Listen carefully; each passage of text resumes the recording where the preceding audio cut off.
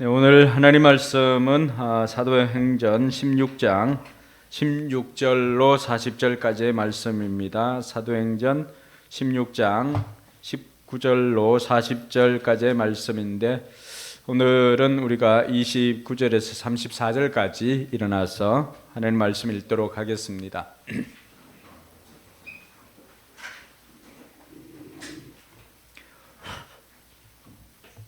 네. 같이 읽습니다.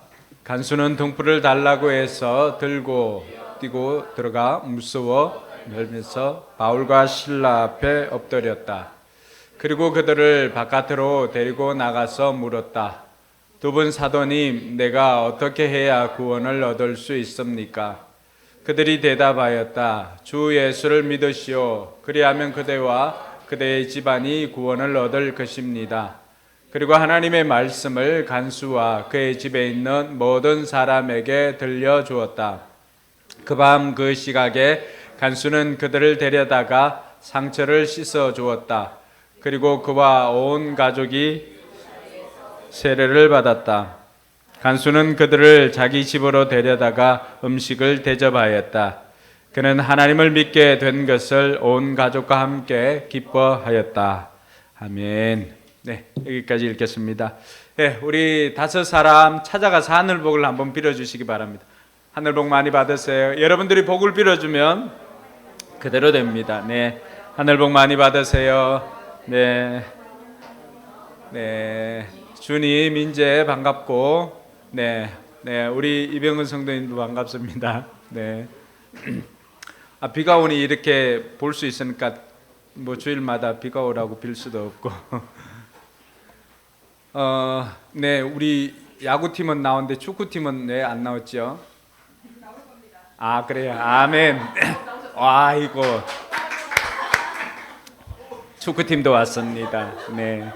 역시 이렇게 비가 와야 감사합니다. 우리가 이 노가다 교회도 아니고 비가 와야 볼 수 있으니 참, 네, 그럼에도 불구하고 감사합니다. 네. 네, 이처럼 여러분들을 볼 수 있어서 감사하고요. 오늘 우리가 읽었던 이 말씀이 또 우리에게 또 생명의 양식이 되어서 한 주간 살아가는데 큰 힘이 될 수 있기를 주님의 이름으로 축원합니다. 아직까지도 우크라이나가 전쟁 중에 있습니다. 우리도 우크라이나를 위해서 기도하고 하였지만 그 전쟁이 여전히 끝나지 않고 있습니다. 1992년도에 세계 최악의 내전이라고 할 수 있는 그러한 내전이 보스니아에서 일어나게 됩니다. 1992년부터 1995년까지 일어났던 이 보스니아 내전은 이 보스니아가 유고슬라비아 들어보셨죠? 유고슬라비아 그 연방에서 탈퇴를 선언하고부터 일어나게 되었던 것입니다. 그래서 유고슬라비아의 군대 지원을 받던 세르비아인들이 크로아티아와 이 보스니아를 공격하게 됩니다. 물론 그 시작은 무슬림들이 이렇게 공격을 하는 일들이 일어났기 때문에 벌어졌습니다. 그래서 세르비아인들이 크로아티아와 이 보스니아를 공격하니까 얼마 있지 않아서 또 크로아티아인들과 보스니아인들이 연합하여서 반격을 하게 됩니다.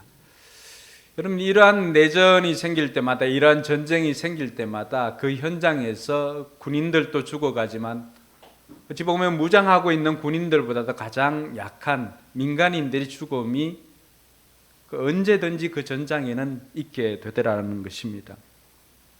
이 내전으로 인해서 10만 명 이상의 사람들이 죽습니다. 그리고 220만 명의 사람들이 집을 잃습니다. 그리고 심지어 12,000명이나 해당하는 여인들이 강간을 당했다는 그러한 기사도 있습니다. 이 보스니아는 당시 이 유고 연방을 탈퇴하고 내전에 휘말리게 되는데요. 이러한 때에 92년 5월 27일 날에 유고 연방으로부터 탈퇴를 반대했던 세르비아의 민병대가 폭탄을 투하를 합니다. 그런데 그때 이 보스니아의 수도였던 사라예보의 한복판에 떨어지게 되고, 그 떨어진 폭탄으로 인하여서 빵을 사려고 줄을 서서 기다리고 있던 사람, 민간인 22명이 그 자리에서 죽게 됩니다. 그리고 92년 5월 28일 날, 그러니까 폭탄이 터지고 난 다음에 22명의 희생자를 낸 28일, 그 다음이죠. 그 다음날 한 남성이 그 포탄이 떨어지고 여전히 총알이 빗발치고 있던 그 보스니아 시내 그 한복판의 그 빵집 앞에서 한 가방을 가지고 와서 그 가방에 차크를 열고 그 가방에서 악기를 꺼냅니다. 첼로였습니다. 첼로.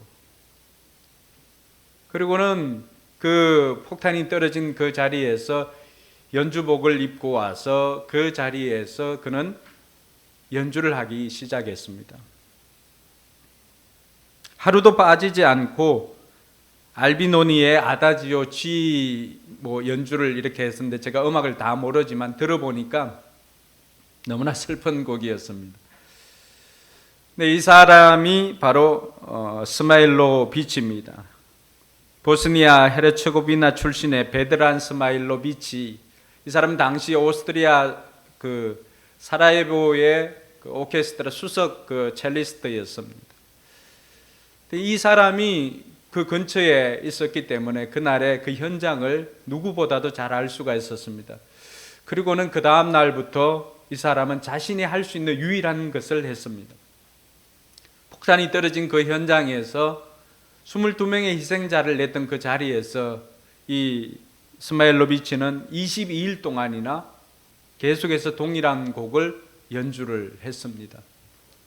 실제로 이 사람을 죽이기 위해서 상대편에서 저격수를 동원하기도 합니다. 근데 이쪽 편에서는 또 여성 저격수가 이렇게 나타나서 그를 보호하는 그런 내용도 기록되어져 있습니다.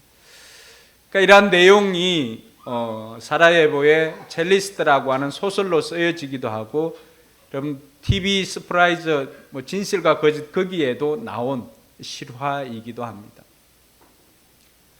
여러분 그 폭탄이 떨어진 절망 가운데 있는, 어떻게 보면 우리 한낮에 비유하면 한밤이라고 할 수 있는 그 고난의 시간, 그 아픔의 시간, 그 자리에서 연주를 할 수 있었던 이 스마일로 비치.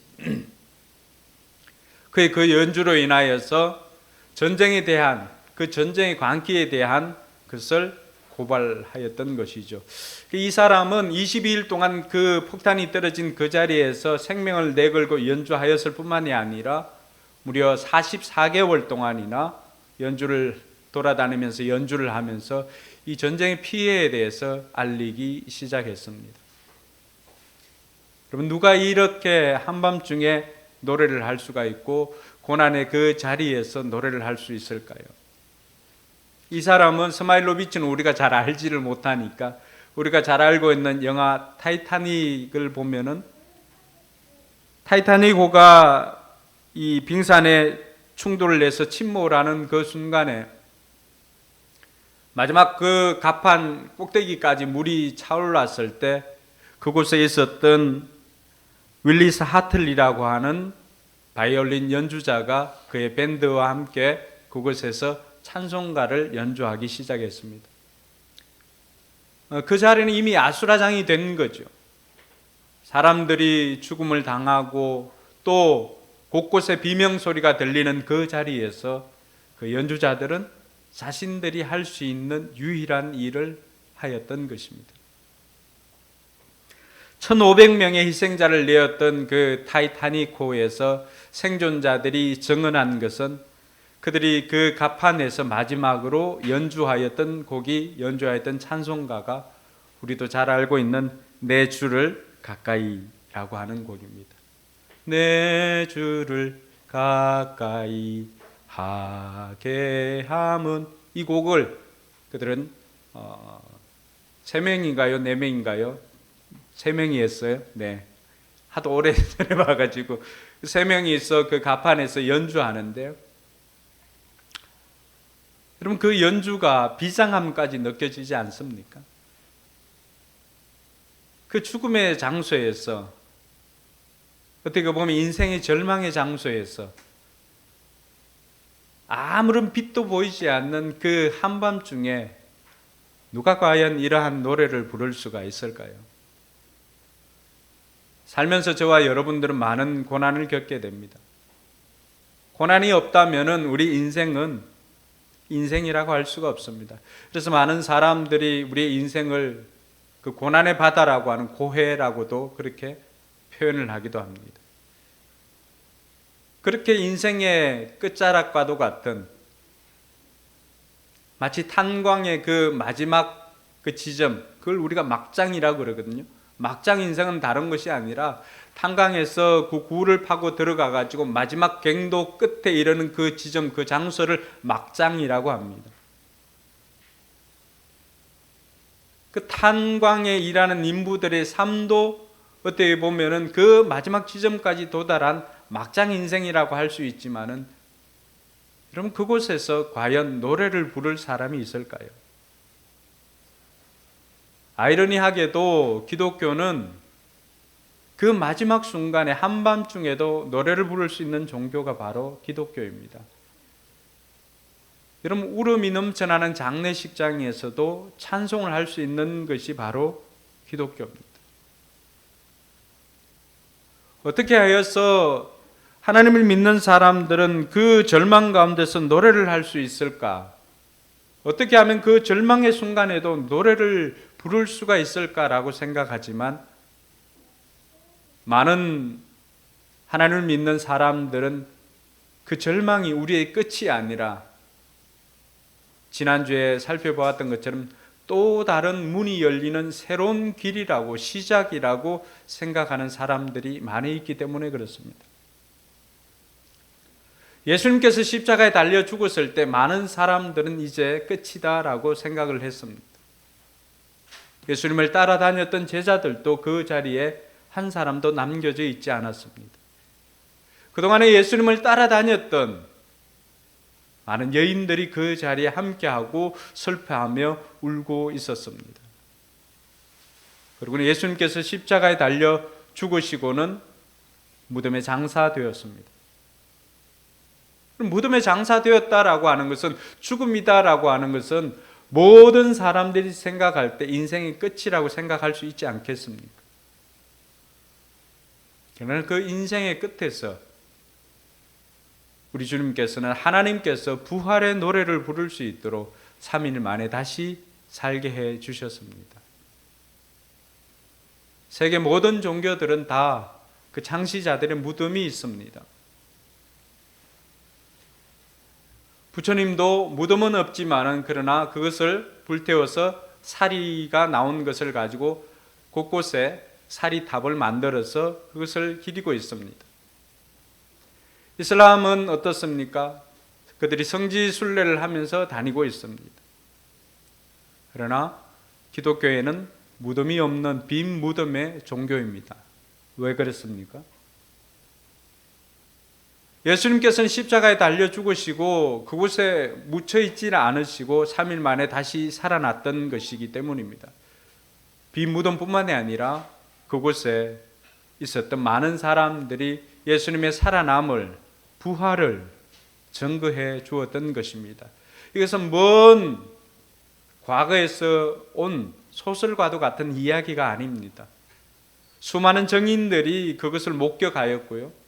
그리고 그 증인들도 당시에는 증인 축에도 들지 않는 여인들이 그것을 증언했다라고 하는 것은, 이것이 짜고 치는 고스톱이라고 한다면 여러분, 좀 더 신뢰할 만한 사람들을 니고데모와 같은 당회원들이나 그 사내들인 공회 의원들이나 이런 사람들 세우면 훨씬 더 신빙성이 있지 않을까요? 그런데 그런 사람들을 세우지 않고 그 당시에는 증인 취급도 받지 못하는 여인들의 이야기를 성경 복음서마다 기록하고 있는 이유가 뭘까요? 그래서 그것이 사실이기 때문입니다. 그래서 기독교는 한밤중에라도, 또 장례식장에서라도, 인생의 끝 막장에서라도 그 사람들은 그곳에서 찬양을 부를 수가 있고 노래를 부를 수 있는 사람들이 바로 이 자리에 있는 여러분들이라고 하는 사실을 믿으시기 바랍니다.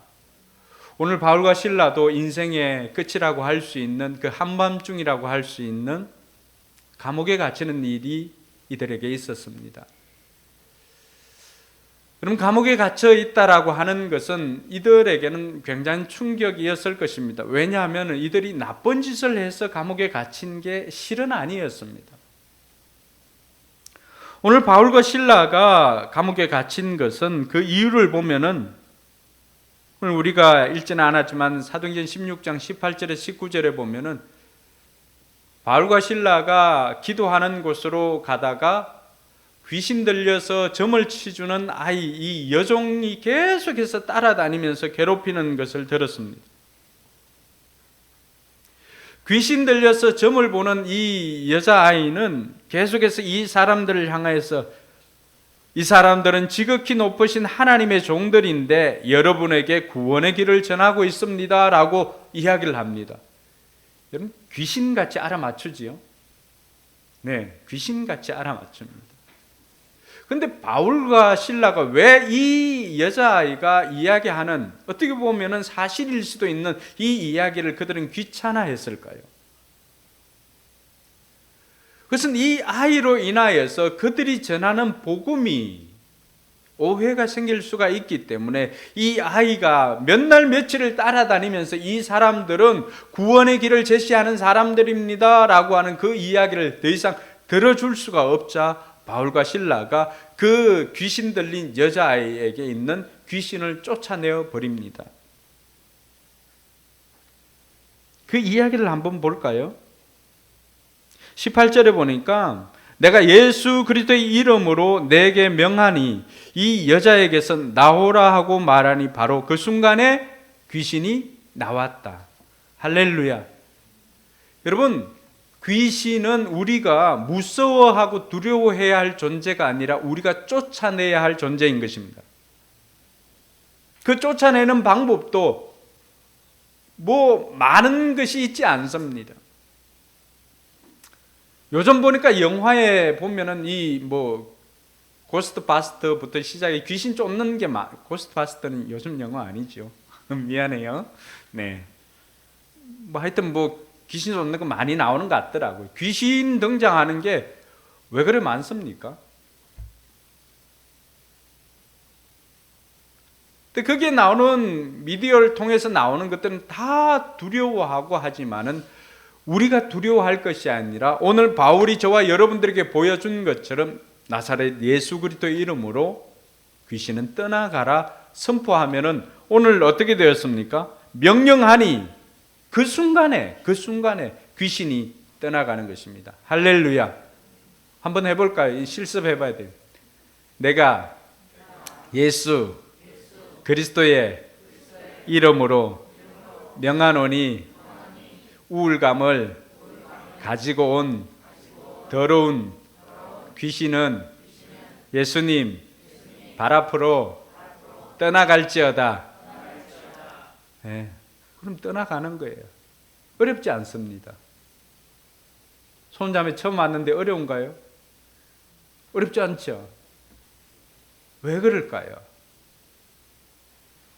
예수 그리스도의 그 이름에 능력이 있기 때문에 그렇습니다. 바울의 능력이 아니라 바울이 선포하고 있는 예수 그리스도의 이름에 능력이 있기 때문에 그것이 바울이 선포하든 오늘 저와 여러분들이 선포하든 앉아있는 우리 태연이나 하랑이가 선포하든 그것은 그대로 되어지는 것입니다.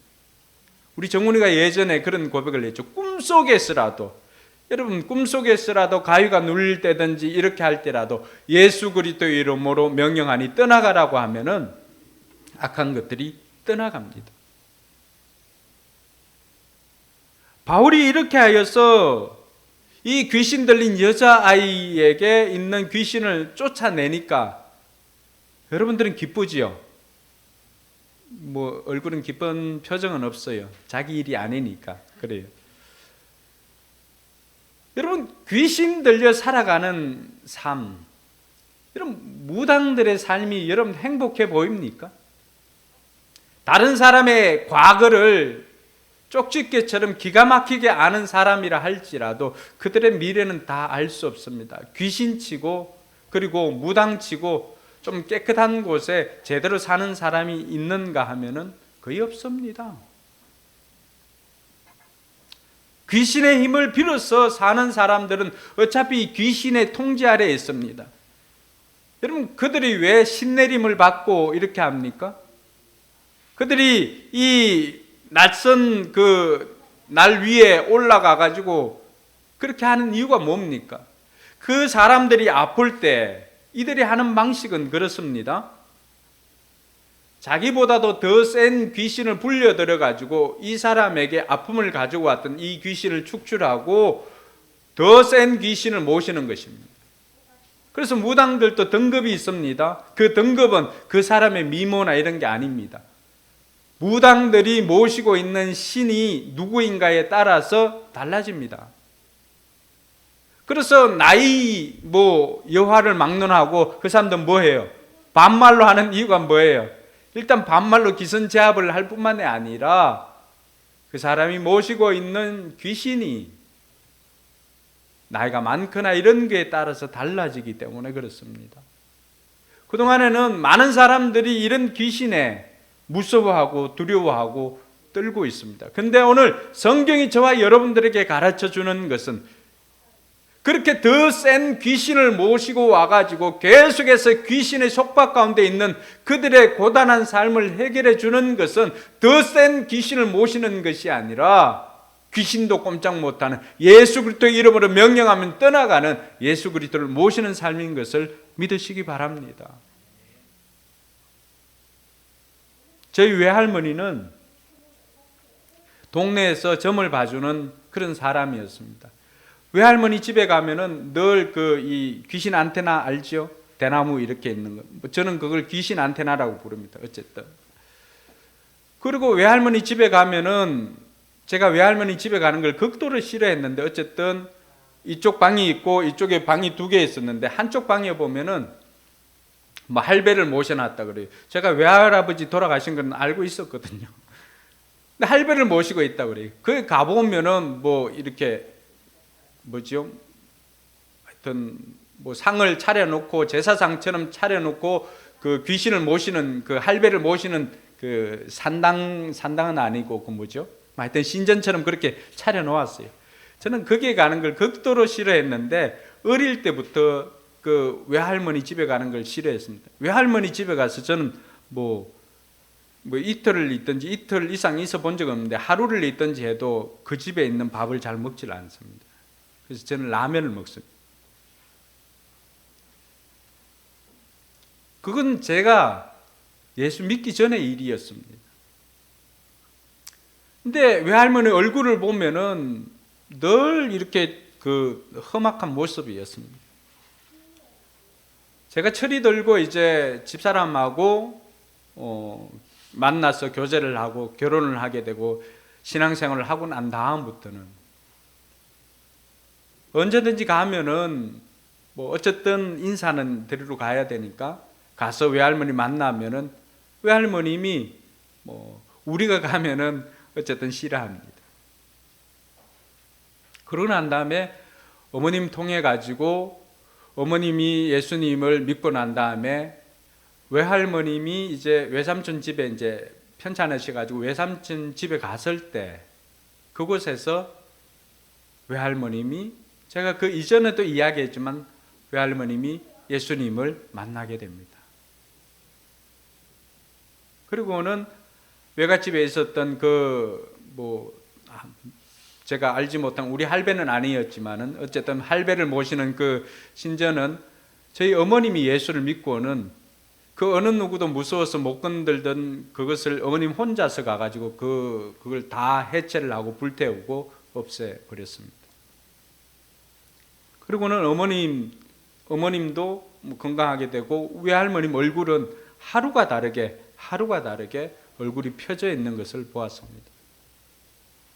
그리고 언젠가 위도 가다고 해서 제가 강릉에 이모 집에 또 거할 때가 있었는데 찾아가 가지고 복음을 제시하니까 여러분 오랜 시간 그 악한 귀신에 붙잡혀 있었던 그분이 예수님을 영접하는 그 순간에 그 마음에 진정한 평화가 찾아왔던 것을 믿으시기 바랍니다. 그리고는 마지막도 우리가 예배를 드리면서 외할머님을 천국으로 보내드릴 수가 있게 되었습니다. 고단한 인생 가운데 있는 그들의 삶, 그 삶도 예수 그리스도를 구주로 영접하게 되면은 그 모든 고단한 삶이 끊어지게 되는 것입니다. 오늘 바울과 실라가 이 귀신 들린 여자아이, 사로잡혀 있던 귀신에게 사로잡혀 있었던 이 여자아이의 고단한 삶을 끝내고 자유를 주었습니다. 그럼 모든 사람들이 기뻐하고 즐거워해야 하지 않습니까? 그런데 오늘 19절에 보니까 그런 일과는 전혀 다른 일이 발생합니다. 19절에 뭐라고 되어 있습니까?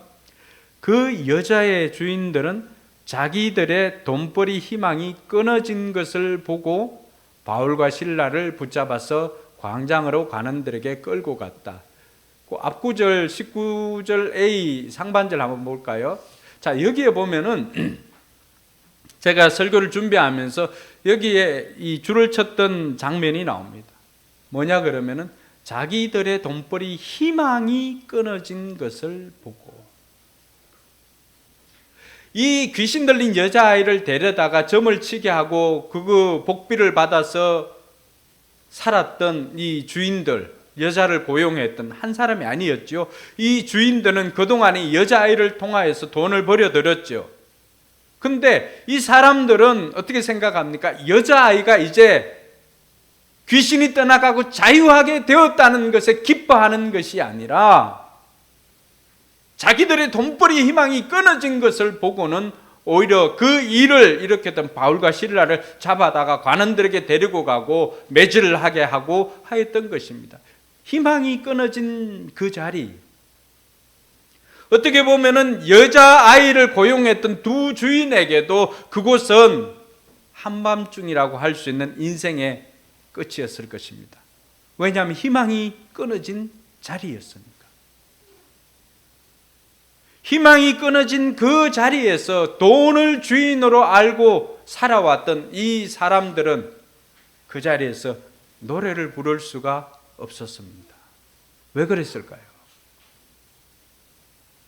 돈을 전부로 알고 살아왔던 이들에게는 그 돈벌이가 끊어지니까, 희망이 끊어지니까 더 이상의 소망이 없었기 때문입니다. 오늘 많은 사람들이 돈을 주인으로 모시고 살아가고 있습니다. 근데 그들의 생명을 끊고 하는 이유가 무엇입니까? 돈벌이가 끊어지니까, 희망이 끊어지니까 더 이상 살 소망을 잃어버렸기 때문입니다.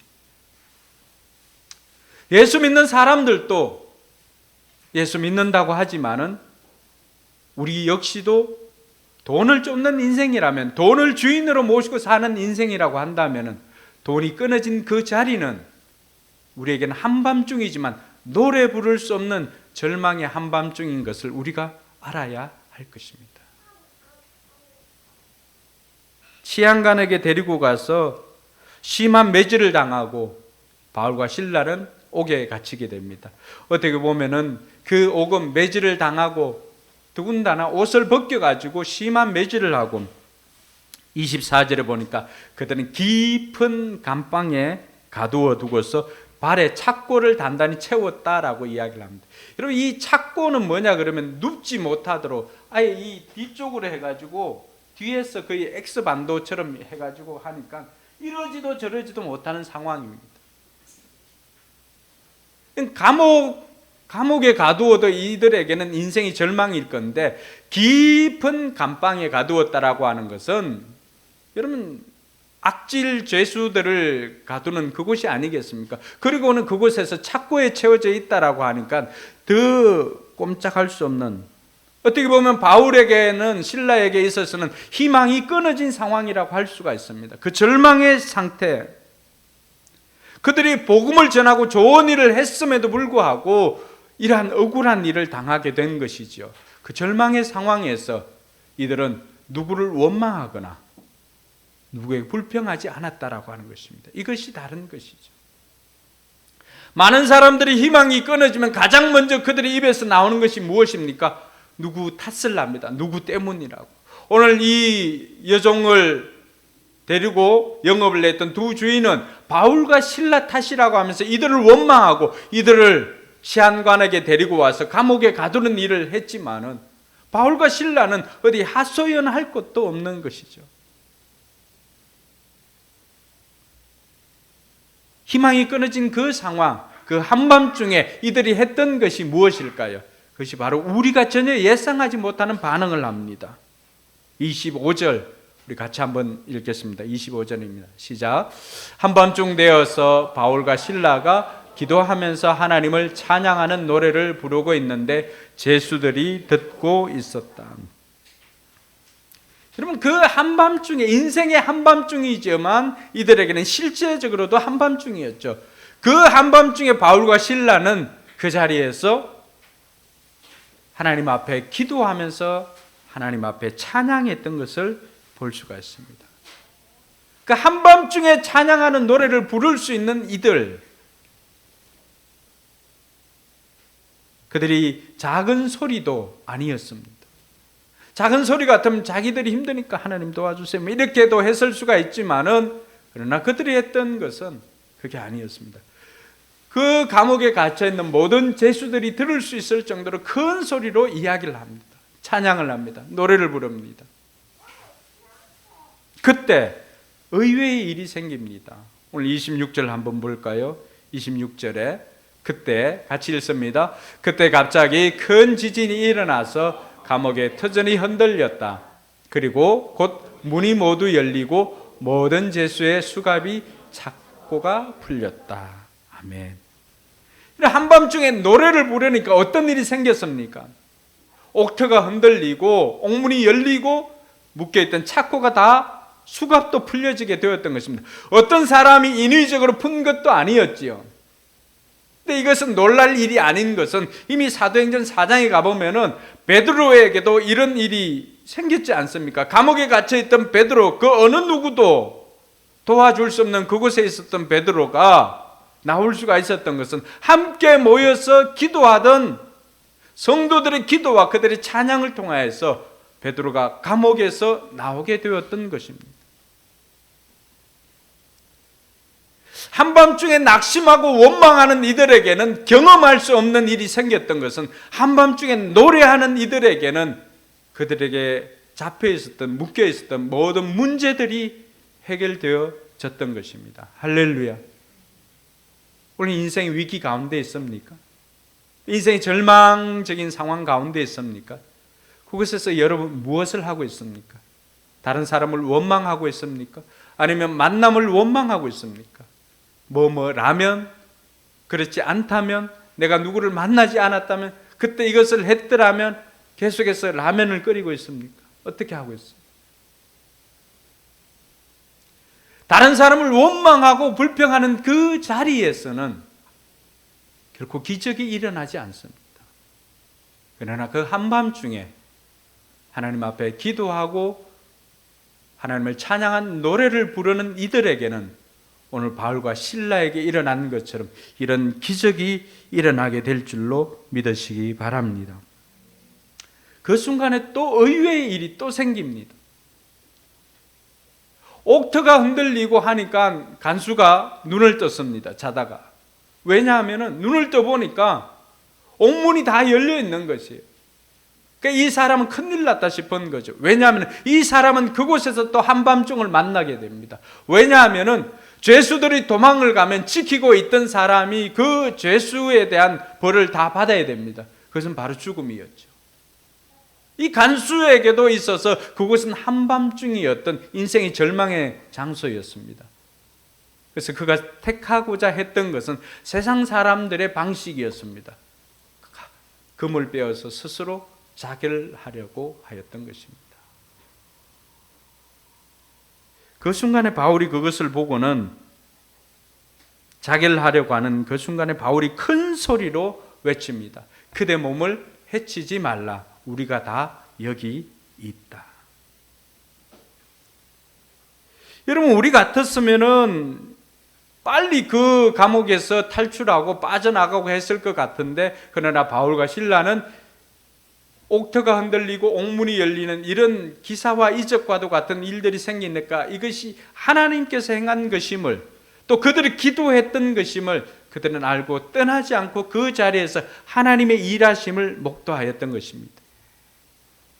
그리고는 그곳에서 어떻게 보면 인생의 막장이라고 하는 한밤중에 바울과 실라는 한 사람 간수를 살릴 수가 있었던 것입니다. 그 간수가 놀라서 쫓아와서 엎드립니다. 그 장면이 우리가 읽었던 오늘 본문이었죠.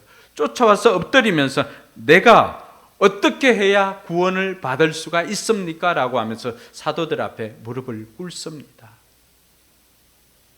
대낮에는 바울과 실라를 옷을 벗겨서 때리고 하였던 그 사람이었습니다. 그리고는 깊은 옥에 가두었습니다. 그런데 이 한밤중이 되니까 이 사람은 자신이 때렸던 그들 앞에 엎드려서 구원을 어떻게 해야 받을 수 있느냐고 질문을 하고 있습니다.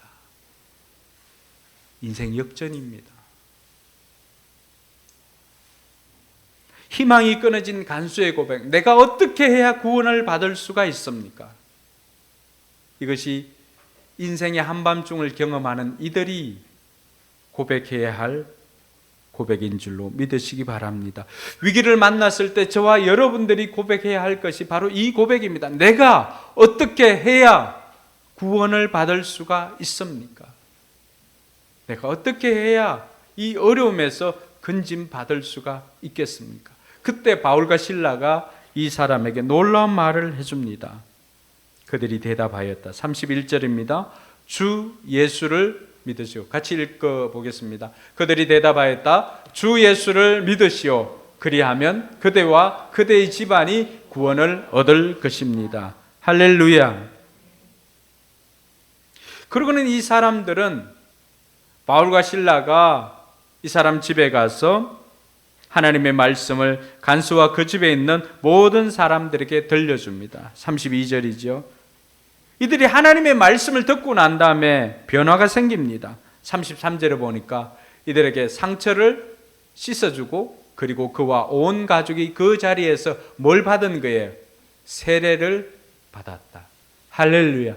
인생의 노래를 한밤중에 노래를 불렀던 이 바울과 실라를 통하여서 간수뿐만이 아니라 말씀해 준 것처럼 주 예수를 믿으라. 그리하면 너와 내 가족이 구원을 받을 것이다 라고 하는 그 말씀이 그대로 이루어지는 것을 볼 수가 있습니다. 온 가족이 그 자리에서 세례를 받게 되니까 34절을 보니까 그곳에 기쁨이 넘치게 되었던 것입니다. 한밤중은 한밤중으로 끝난 것이 아니라 한밤중에 노래 부르는 이들을 통해서 그 자리가 죽음의 자리가 아니라 생명이 살아나는 자리가 되었고 기쁨의 자리가 되었음을 믿으시기를 바랍니다. 사랑하는 성도 여러분, 오늘 저와 여러분 고난과 절망 가운데 있습니까? 그렇다면 바울과 실라처럼 그 한밤중에라도 하나님 앞에 기도하며 찬양하는 저와 여러분들이 되기를 주님의 이름으로 축원합니다. 그러면 누가 이 한밤중에 노래를 부를 수가 있을 것인가? 첫 번째는 예수님으로 인하여서 하나님을 아버지라고 부르는 사람입니다. 여러분, 아무나 이 인생의 절망 가운데서 노래를 불렀습니까? 아닙니다. 우리가 알았던 그 사람들, 두 명의 그 주인 그리고 간수, 이 사람들은 한밤중을 만났지만은 한밤중에 노래를 부른 것이 아니라 그 희망이 끊어진 것을 보고 스스로 자기를 하려고 했던 이들을 보면서 돈을 주인으로 삼았던 사람들은 결코 한밤중에 노래를 부를 수 없다는 것을 알고 있습니다. 그러나 예수님으로 인하여서 하나님을 아버지라고 불렀던 바울과 실라는 그 자리에서 노래를 부를 수가 있었던 것입니다. 여러분, 바울의 고백을 보면은 바울이 고린도후서 1장 8절에서 10절에 보면 이런 고백을 합니다.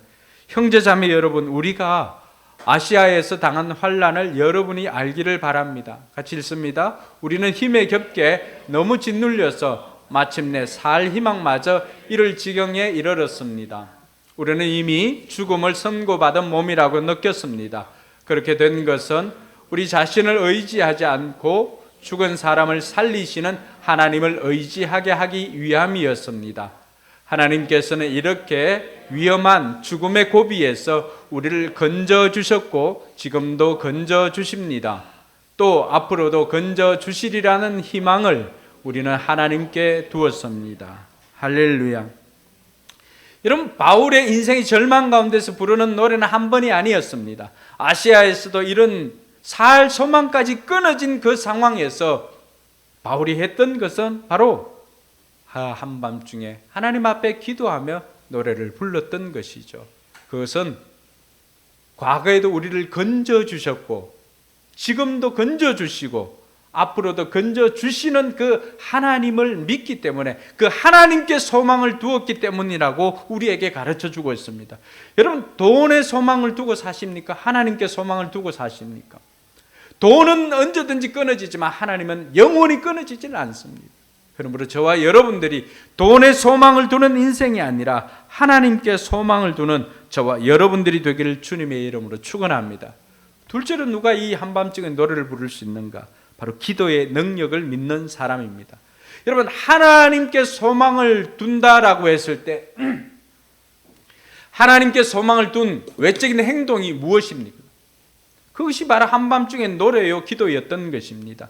내가 하나님을 믿습니다라고 말만 하는 것이 아니라 그 믿음을 보이라고 했을 때 바울과 실라는 바로 그 한밤중에 인생의 절망 가운데서 하나님 앞에 기도하였고 하나님 앞에 찬양을 하였던 것입니다. 그래서 빌립보서 4장 6절과 7절에 보면 이 기도의 능력을 믿는 사람들이 주시는 말씀입니다. 같이 한번 읽어볼까요? 아무것도 염려하지 말고 모든 일을 오직 기도와 간구로 하나님 여러분이 바라는 것을 감사하는 마음으로 하나님께 아뢰십시오. 그리하면 사람의 헤아림을 뛰어넘는 하나님의 평화가 여러분의 마음과 생각을 그리스도 예수 안에서 지켜줄 것입니다. 할렐루야. 여러분, 우리가 어떻게 아무것도 염려하지 않을 수가 있습니까? 어떻게 두려워하지 않을 수가 있습니까? 그러나 기도의 능력을 믿는 사람들은 염려하는 인생이 아니라 기도하는 인생입니다. 바울과 실라가 어떻게 하면 우리가 여기에서 빠져나갈까? 그 빠져나갈 것을 염려하는 것이 아니었습니다. 그것은 어디에도 없습니다. 그 자리에서 그들은 빠져나가는 것이 아니라 그 자리에서 하나님을 찬양하고 하나님의 건져주실 것을 기대하면서 기도하였습니다. 기대하며 기도하는 사람에게 일어나는 것이 바로 기적인 것입니다. 오늘 바울과 실라가 보여준 것처럼 여러분, 기도의 능력을 믿는다면 여러분의 그 상황 가운데서, 인생의 절망 가운데서, 그 고난 가운데서 낙심하거나 두려워하거나 염려하지 말고 기도하는 저와 여러분들이 되길 주님의 이름으로 축원합니다. 그럴 때 하나님의 평화가 여러분의 마음과 생각을 지켜주십니다.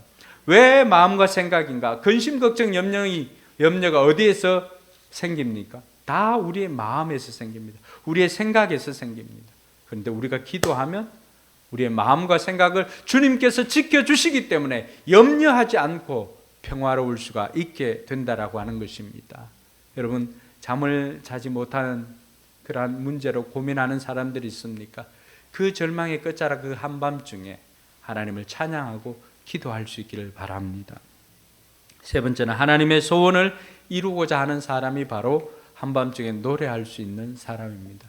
그러면 오늘 바울이 기도처를 찾으러 가다가 루디아를 만났고 또 기도하러 가다가 또 귀신 들린 여종을 만났습니다. 그 사람들에게는 다 주님이 필요한 사람들이었습니다. 그리고 감옥에 갇혀 있었을 그 순간에 옥터가 흔들리고 옥문이 열렸을 때도 그 간수에게는 그곳이 절망의 장소였을 것입니다.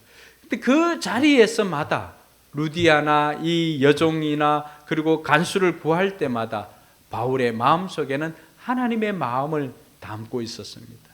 그래서 바로 하나님께서 오늘도 한 영혼을 구원하기를 원하신다라고 하는 것을 바울이 깨닫고 그 자리에서 자기가 감옥에서 나가지 않고 그곳에서 구원이 필요한 그 간수를 만나서 그에게 복음을 전했다는 사실입니다. 할렐루야. 여러분, 하나님의 소원을 아십니까? 디모데전서 2장 4절에 보면 그게 하나님의 소원을 이렇게 표현하고 있습니다. 모든 사람들이 구원받고 하나님을 아는 데 이르기를 원한다. 그것이 하나님의 소원입니다. 오늘도 하나님의 소원은 모든 사람들이 구원에 이르는 것이 하나님의 소원인 것입니다. 바울이 그것을 알고 그 절망의 자리에서 한 영혼 구원을 위해서 그 자리에서 자신의 자유를 포기하고 그곳에서 이 간수를 구원하였습니다. 간수 한 명으로 그친 것이 아니라 어떻게 되었습니까? 그 간수 한 명 때문에 온 집안 모든 사람들이 구원을 받고 세례를 받았습니다. 저에게도 이런 간증이 있습니다. 제 어머님이 오래전에 폐암을 진단을 받았습니다. 그 서남이라고 하는 그 폐암을 진단을 받고 어머님도 절망이었고 우리 가족에게도 절망이었습니다. 근데 그때 제가 운영하던 치과기공소를 그만두고 그때 신학을 하려고 결정을 하고 신학교로 편입을 해서 다니고 있었을 때였습니다. 그 가장 힘든 시간에 가장 힘든 일이 생긴 것이죠. 근데 하나님께서는 저 한 사람을 통하여서 어머님에게 어머님 절망의 시간에 거기에 복음을 전할 수 있는 기회를 주셨습니다. 제가 학교를 갔다 오면은 어머님은 병실에서 제가 주었던 그 성경을 가지고 이렇게 줄을 쳐서 모르는 것이 있으면 물어보라고 했을 때 갔다 오니까 이 모르는 거 줄을 쳐서 물어보았던 적도 있습니다. 물론 아내와 아이들은 그 일을 위해서 기도를 하였죠.